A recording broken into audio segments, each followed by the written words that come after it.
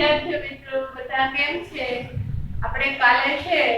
કાવ્ય 11 શિકારી બરાબર એ સમજ્યો. આજે આપણે પાઠ સમજવાનો છે. પાઠનું નામ છે ચોપડાની ઇન્દ્રજાળ. ચોપડાની ઇન્દ્રજાળ એટલે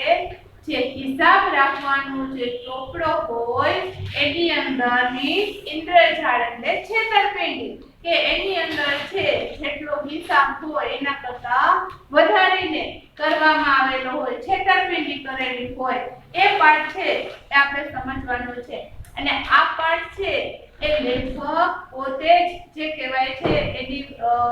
રજૂઆત કરેલી છે. એની વાત કઈ રીતે છે પોતાના જ ઘરની અંદર હિસાબમાં છેતરપિંડી થતી હતી, કઈ રીતે એ લોકો પાસેથી એમ શોષણ થતું હતું એની વાત કરેલી છે. જે ચોપડાની ઇન્દ્રજાળ એમના લેખક ચંદ્રકાંત પંડ્યા બરાબર. આ પાઠના લેખક ચંદ્રકાંત પંડ્યા છે અને જેનો જન્મ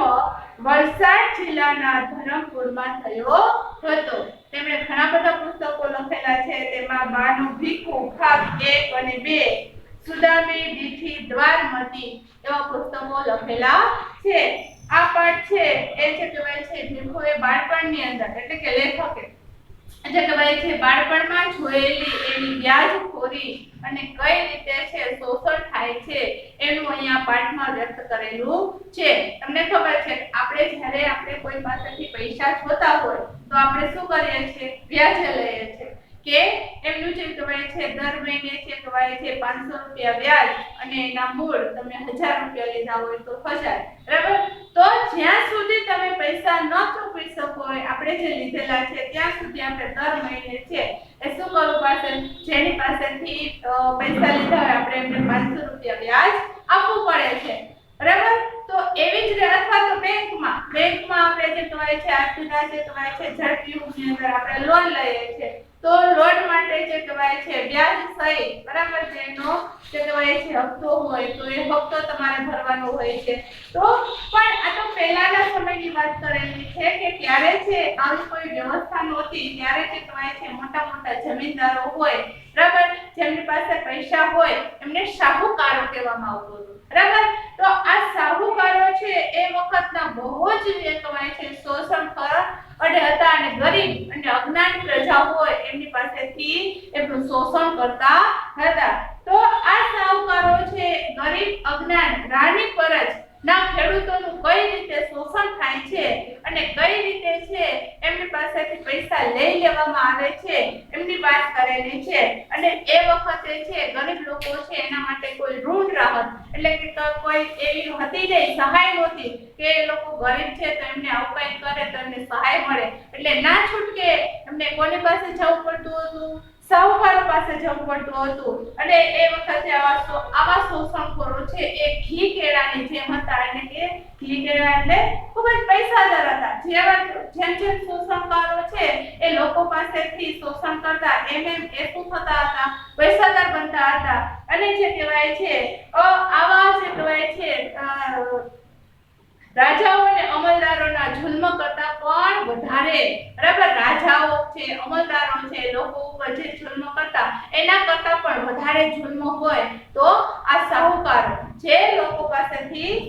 વ્યાજનું શોષણ કરતા હતા. અને જે કહેવાય છે એ વખતે જે કહેવાય છે ગરીબ પ્રજા હતું. ગરીબ પ્રજાનું કોઈ જે કહેવાય છે એને જાણનાર કોઈ એને સમજનાર કોઈ હતું નહીં. આવી જે ભોળી પ્રજા છે એમનું જીવન છે એ કેવું હતું? ઢોર કરતા પણ બદતર જીવન હતું. જે ઢોર છે કહેવાય છે પશુ પક્ષીઓ જે જીવે છે એના કરતા પણ ખરાબ જીવન આ ગરીબ પ્રજા જે કહેવાય છે અજ્ઞાન છે એમાં ખેડૂતો પણ આવી જતા હતા. એવું જે જીવન જીવતા હતા. અને એ જે કહેવાય છે એમની પાસે જમીન હોય એ જમીનમાં જે પણ એને અનાજ પકવેલું હોય તો એ જે પાકે એની અંદર કોનો ભાગ હોય તો ખબર છે? રાજા, અમલદાર, પછી કહેવાય છે તલાટી, ભૂવો, શાહુકાર આ બધા છે એ બધા એમનો ભાગ માંગતા હતા કે તમારું જે અનાજનું છે એ સારો એવો જે પાક ઉત્પન્ન થયો છે એમાંથી આ બધા પોતપોતાનો હક માંગતા હતા. અને જે કહેવાય છે એમની પાસે આ બધાને દેવા જાય ત્યારે એમની પાસે કાંઈ બચતું નહીં અને જે કહેવાય છે મૂંગી રીતે એ પોતાનું જીવન જીવી રહ્યા હતા કે કોઈને કઈ પોતાની લાચારી કહી શકતા નહોતા અને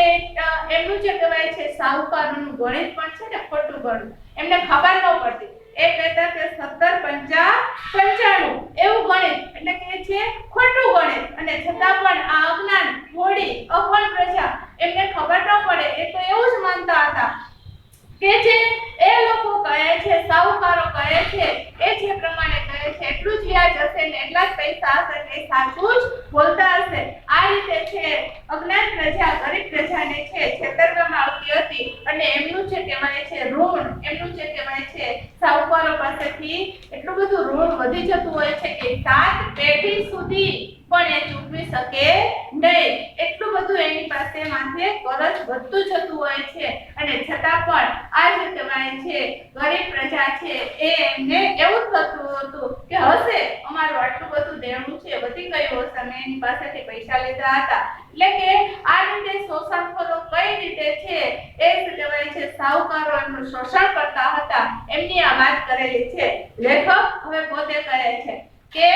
લેખક કહે છે કે મારા પિતાજીને છે સાહુકારી બરાબર આ સાહુકારી કરી અને પૈસા કમાવાનો જે કહેવાય છે ઉપાય એના મિત્રએ છે એમને બતાવેલો હતો અને એ એટલે કે પોતે ખેતીની સાથે સાથે કોના વિશે વાત કરેલી છે લેખકના પિતાજી ભીખુ બરાબર જે કહેવાય છે લેખક કઈ પોતે કહે છે તો એ કહેવાય છે આ ખેતીની સાથે સાથે જે કહેવાય છે આ ધીર ધારનો ધંધો એટલે કે વ્યાજ આપવાનો ધંધો એમને શરૂ કરેલો હતો અને બધા જ લોકો પિતાજીને શું કહીને બોલાવતા હતા સાહુકારો કહીને બોલાવતા હતા સમય જતાં એવું થાય છે કે પિતાજીનું મૃત્યુ થાય છે અને જે કહેવાય છે પિતાજીનું મૃત્યુ થાય છે ત્યારે આ જમીન જે કહેવાય છે જેમની હોય બરાબર એ ખેડનાર એટલે કે લેખકના પિતાજી છે એ પોતાની જમીન નહોતી પણ એ બીજાની જમીન ખેડતા હતા તો હવે કોઈ ખેડનાર રહ્યું નહીં કારણ કે એના પિતાજી જે છે એ ખેતી કરતા હતા એ મૃત્યુ પામે છે તો હવે કોઈ ખેડનાર ન રહ્યો એટલે કે પાછી એ જમીન છે કોને આપી દેવી પડી શેઠને પાછી જમીન આપી દેવી પડી અને જે કહેવાય છે પિતાજીના મૃત્યુ પછી આ બધી જ જે કહેવાય છે ઘરની જવાબદારી કોના પર આવી જાય છે તો કે મારી વિધવા બા ઉપર આ બધી જવાબદારી આવી જાય છે અને એ પણ કેવી રીતે તો કે કેટલા બધાનું કે ઘરનું ભરણ પોષણ કરવાનું તો કહે છે 2 નાના દીકરા અને 1 નાની દીકરી એ ઉપરાંત 3 બહેનોને પરણાવેલી હતી બરાબર એનો વ્યવહાર કરવાની આ બધી જવાબદારી છે એના પિતાજી જે કહેવાય છે મૃત્યુ પછી એની માતા ઉપર આવી જાય છે અને પિતાજી જે કહેવાય છે જીવનને સારી રીતે ચલાવી શકે એવું કંઈ છોડીને ગયા પણ નહોતા એક ખેતર છોડી ગયા હતા પિતાજી અને એ પણ બહુ ઉપજાઉ નહોતું અને એ વખતે જે કહેવાય છે આર્થિક સંકળામણ એટલી બધી હતી કે આર્થિક રીત એટલી બધી હતી કે નાની બહેનના લગ્ન વખતે એ પણ ખેતર શું કરવું પડ્યું વેચી દેવું પડ્યું હતું હવે જે કહેવાય છે ઘરને ચલાવવું કઈ રીતે પોતાની માતા જે કહેવાય લેખક કહે છે મારી વિધવા બા છે કઈ રીતે ઘર ચલાવે તો કે કોઈને ત્યાં ઘરકામ કરી આવે કોઈને ત્યાં રાંધી આપે અને જે કહેવાય છે કોઈને પણ ત્યાં કામ હોય તો આ કામ કરી આવે ને એ રીતે છે પોતાના 2 ટકનું ભોજન થઈ જતું હતું આ રીતે જે કહેવાય છે બધી જ વસ્તુઓ છે એને સરળતાથી મળી શકતી નહોતી હા ઉઘરાણી માટે છે એ કહેવાય છે બાએ જે કહેવાય છે પિતાજી જે સાહુકારનો ધંધો કરતા હતા એમાં 2 ગ્રાહકો જે કહેવાય છે દેણદાર જે 2 હતા એમની પાસે જે કહેવાય છે ઉઘરાણી કરવા જવાનું થાય અને એમાંથી જે થોડી ઘણી બચત થાય તો એમાંથી જે કહેવાય છે ઘર ચલાવવામાં આવતું હતું એટલે કે આ ઘરની આખી જવાબદારી છે બાયણે માથે એકલા હાથે ઉચકવાની હતી પછી ત્યાર પછી દીકરો લેખક કહે છે કે સૌથી મોટો દીકરો હું એટલે જ્યારે હું 14 વર્ષની ઉંમરનો થયો ત્યારે બા મને હવે કામ સોંપવાનું શરૂ કર્યું કારણ કે 14 વર્ષના થાય એટલે ઘરમાં પિતાજી ન હોય તો એના પછી બધી જવાબદારી કોના ઉપર આવે મોટો દીકરો હોય એના ઉપર જ આવે ને એટલે કે 14 વર્ષનો જ્યારે લેખક થાય છે ત્યારે બા છે એને જે કહેવાય છે દેણદાર પાસેથી મને જે કહેવાય છે ઉઘરાણી કરવા માટે મોકલતા હતા અને એવું થાય છે કે જે કહેવાય છે જેની પાસેથી ઉઘરાણી કરવા મોકલતા હતા એમના વર્ષો ખેતીના એક પછી એક એવા ખરાબ જતા હતા કે એ લેણદારો છે એ રોકડ રકમ કાંઈ આપી શકતા ન હતા કે રોકડ કે આટલા પૈસા આલ્યો અમારી પાસે આટલી થઈ છે બચત એવી કોઈ આપી શકતા નહોતા અને જે કહેવાય છે છતાં પણ એમની પાસે જે પણ વસ્તુ થઈ હોય ખેતરમાં એ અમને આપતા એ લોકો એવું માનતા હતા કે બરાબર કારણ કે એને હાવકાર એના પિતાજીને શું કહીને બોલાવતા હતા હાવકાર એટલે કે અમારા કુટુંબને કોઈ આપદા ન પડે બરાબર અમારા કુટુંબને કોઈ આપત્તિ ન પડે મુશ્કેલી ન પડે એના માટે થઈને તે જે પણ એ પોતે આછું પાછું થોડું ઘણું હોય એ ખાય અને અમને વ્યાજ આપતા અમને જે કહેવાય છે જે પણ એની પાસે સારી વસ્તુનું ઉત્પાદન થયું એ અમને આપતા હવે લેખક કહે છે કે એમને જે કહેવાય છે કોની પાસેથી જે કહેવાય છે પૈસા એના પિતાજી આપેલા હોય અને એને વ્યાજ લેવાનું હોય તો વાત કરે છે કે ધરમપુરથી 5 માઇલ દૂર ભરમવાડા ગામે જે કહેવાય છે જીવલો બરાબર હવે જે શોષણ કઈ રીતે થાય છે ને એ પાઠની શરૂઆત હવે થાય છે જીવલા નામે એક ખેડૂત રહેતો હતો અને જે કહેવાય છે એમાં એની પાસે અમારું લેણું નીકળતું હતું એવું કોણ કરે છે લેખક કે અમારે એની પાસેથી પૈસા લેવાના હતા એટલે કે કાઠા વર્ષો ખરાબ વર્ષો એક પછીના એક વર્ષો જીવલાની સ્થિતિ બહુ જ ખરાબ હતી એ જે એની પિતાજી પાસેથી પૈસા લીધેલા હતા એ પૈસા આપી શક્યો ન હતો એટલે કે બાપુના મૃત્યુ પછી આ બધી જ જવાબદારી છે એ લેખક ઉપર આવે છે એટલે કે બાપુના મૃત્યુ પછી એના ખેતરમાં જીવલાના ખેતરમાં જો કોઈ પાક થયો હોય કાંઈ કઈ વસ્તુ થયો તો વર્ષો વર્ષ જીવલો છે એ કોને મોકલાવતો હતો લેખકને શું મોકલાવતો હતો તો કે લાકડા ડાંગર કઠોળ ગોળ કેરી શાકભાજી આ દરેક વસ્તુ છે અને એની સાથે સાથે ઢોરને ખાવા માટેનું ઘાસ આ બધું છે એ પોતે મૂળ રકમ તો ન આપી શકે પણ આ બધી વસ્તુ છે એ વર્ષો વર્ષ છે એ કોને મોકલાવે લેખકના ઘરે મોકલાવે કારણ કે જીવલો દાનતનો શુદ્ધ હતો એટલે કે એમના વિચારો શુદ્ધ હતા કે મેં એમની પાસેથી પૈસા લીધેલા છે તો મારે આ બધી વસ્તુ મોકલાવી જોઈએ વ્યાજ પેટે મારે એમને મોકલાવી જોઈએ એવું માનતો હતો અને જે કહેવાય છે જીવલો પણ જે કહેવાય છે લેખકના ઘરે જ્યારે આવે એના બા મને કંઈ કામ હોય ત્યારે અવારનવાર જીવલા માટે જીવલો છે લેખકને માટે શું લઈ આવતા હતા તો કે છે જીવલો લેખકને માટે શેરડી બોર જાંબુ કેરી આવું કંઈક ને કંઈક છે મારા માટે લઈને આવતા હતા અને જે કહેવાય છે સાથે સાથે ઘણી વખત છે એમનો પુત્ર જીવલાનો પુત્ર નાનો પુત્ર હતો એ ગોવિંદ પણ એમની સાથે આવતો હતો ત્યારે ગોવિંદને જોઈને ત્યારે આપણે અંદરથી આમ હૃદય દ્રવી ઉઠે કે આપણને અંદરથી દુઃખ થઈ આવે કે એમને પૂરતા પ્રમાણમાં કપડાં પણ પહેરેલા નથી શરીર સાવ સુકાઈ ગયું છે અને જ્યારે જીવલાની જે કહેવાય છે આવો ગરીબડો પુત્ર અને એની આવી દશા જોઈને ત્યારે આપણને અંદરથી એમ થાય કે એ પોતાના પુત્રનું ધ્યાન નથી રાખી શકતો અને એના ઘરમાં જેના ખેતરમાં થયેલી વસ્તુઓ છે એ વસ્તુઓ કોને આપે છે લેખકને વ્યાજ પેટે આપે છે ત્યારે આવી દિશા આવું બધું જોઈ અને આ બધું હું એક સાક્ષી તરીકે જોયા રાખતો હતો હું એક એટલે લેખક બરાબર લેખક છે આ બધું જોયા રાખતો હતો કે જીવલાની કેવી દશા છે એમના પુત્ર છે એના પુત્રને પણ સારું એ ખવડાવી શકતો નથી સારા એની પાસે કપડા નથી બરાબર કે એના શરીરને પૂરતા કપડા પણ પહેરવાના મળતા નથી એવી આ જીવલાની દશા છે એ હું એક જોયા કરતો હતો અને જે કહેવાય છે બાપુ જે કહેવાય છે બાપુજી ગુજરી ગયા પછી બા મને ઉઘરાણીએ મોકલે અને જે કહેવાય છે એ ઉઘરાણે મોકલે ત્યારે જે કહેવાય છે આ મરખમાળામાં જીવલા ઉપરાંત બીજા બે ઘરાક પણ જે કહેવાય છે બે લેણદાર હતા એટલે કે આ ત્રણ જણાને છે તેના પૈસા છે લેવા માટે મને મોકલતા એમાં જે કહેવાય છે જીવલાની ઉપર કડક ઉઘરાણી થતી હતી શું કામ એને કારણ કે એક તો જો એને લેખકના પિતાજી પાસેથી પૈસા લીધેલા હતા અને બીજી વખત એવું થયું કે એની પત્નીનું મૃત્યુ થાય છે હવે એના પતિનું મૃત્યુ થાય છે એનું બારણું કરવા બરાબર એની ક્રિયા કરવા માટે હવે એના માટે પણ એને પૈસા નહોતા એટલે એ શું કરે છે બીજા સાહુકાર પાસેથી પૈસા લે તો લેખક એની પાસે ઉઘરાવા આવે અને બીજો જે સાહુકાર કરેલો હતો એ પણ એની પાસે પૈસા ઉઘરાવા આવે તો જીવલા ઉપર એકદમ કડકપણે ઉઘરાણી થતી હતી અને જીવલો બિચારો પોતાનું દુઃખ રોયા કરતો હોય છે કારણ કે એક પછી એક ખેતીના વર્ષો એટલા ખરાબ આવે છે, કાઠા વર્ષો આવે છે કે કંઈ આપી શકતો નથી. અને કહેવાય છે પછી તો લેખક જેમ જેમ મોટા થતા જાય છે એમ કહે છે કે રવિવાર આવે એટલે મારું નક્કી જ હોય કે રવિવારે મને ઉઘરાણી બા મોકલે અને રવિવારે જ્યારે મને રવિવારે ઉઘરાણી મોકલે ત્યારે એની સાથે જે કહેવાય છે થોડુંક નાસ્તો કરે છે, સુખડી અને શક્કરપારા એ આખો દિવસ છે એ પોતે એનો નાસ્તો કરી શકે એટલે કે એ વસ્તુ મને સાથે મોકલે, શક્કરપારા, સુખડી અને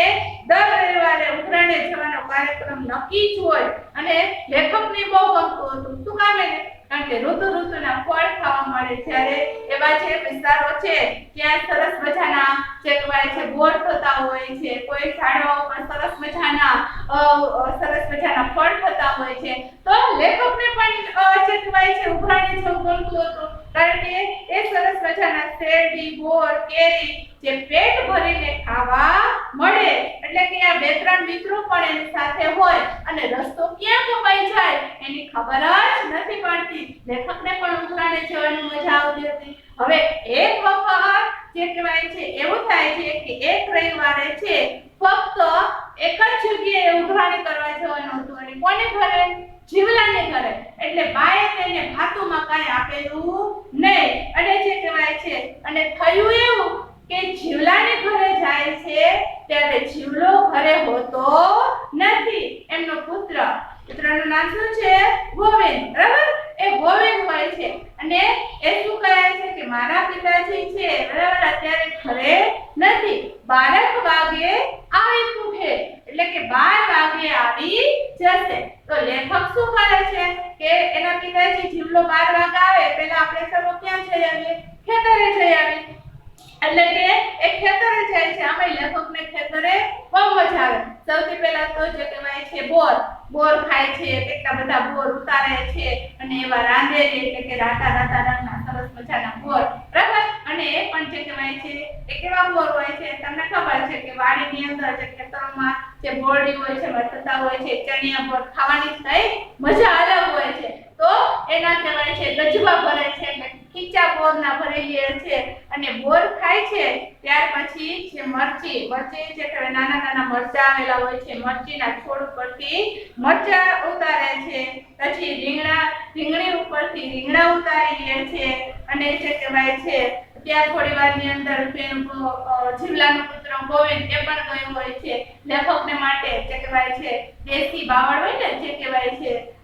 એ બાવળનું દાંતણ. બરાબર? અત્યારે આપણે જે કહેવાય છે કોલગેટ ને આવી ગયો પહેલાના સમયમાં છે ને એ બાવળનું દાંતણ કરવામાં આવતું અને ખરેખર એ દાંતણ બહુ સારું. તો એ જીવલો છે એ દાંતણ કાપી આપે છે કે લેખકને લઈ જવા માટે થઈને અને આ બધું જે કહેવાય છે એક સાથે એક થેલીમાં ભરે છે તો આખી થેલી ભરાઈ જાય છે અને બપોર થઈ જાય છે. બપોરે ઘરે આવે છે ત્યાં જીવલો આવી ગયો હોય છે. તો જીવલો આવી ગયો છે કે તરત જ લેખકને પૂછે છે કે શું પૂછે છે કારણ કે લેખકનું નામ શું હતું? ભીખુ. એટલે કે ભીખલા બપોર થઈ ગયા કે કાંઈ ખાધું કે નહીં? બરાબર? એ શું પૂછે છે? ડોશીએ તને કાંઈ બાંધી આવ્યું છે કે નહીં? ડોશી એટલે તારી માતાજીએ તને કાંઈ ભાતામાં બાંધી આપ્યું છે કે નહીં? કારણ કે તમને ખબર છે કે પહેલા જે કહેવાય છે જીવડો છે એની પરિસ્થિતિ એટલી બધી સારી નહોતી એટલે એ નાના માણસ કહેવાય અને જ્યારે કહેવાય છે લેખક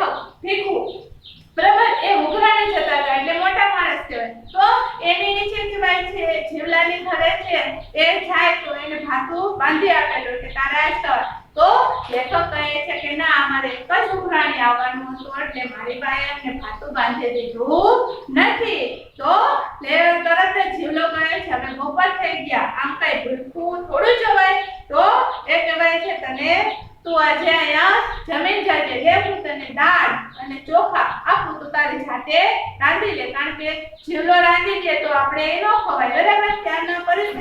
સમય એવો હતો કે એકબીજાને જે કહેવાય છે નાના મોટાનો જે કહેવાય છે આ નાનો વર્ગ કહેવાય આ મોટો વર્ગ કહેવાય તો તફાવત તો એ કહેવાય છે કે તમે તમારી જાતે રાંધી લો. હું દાળ ને ચોખા ને જે કહેવાય છે આપું છું તો ખીચડી બનાવી લો. હવે લેખકને આ ખીચડી ભાવે નહીં, એટલે કે આ કડાકૂટ તો કોણ કરે, તો ખીચડી ભાવતી નથી, ખીચડી કોણ કરે, એટલે લેખકે શું કર્યું, ના પાડી દીધું કે ના મારે નથી ખાવું. પણ જીવલો આમ કઈ માને થોડું, બરાબર.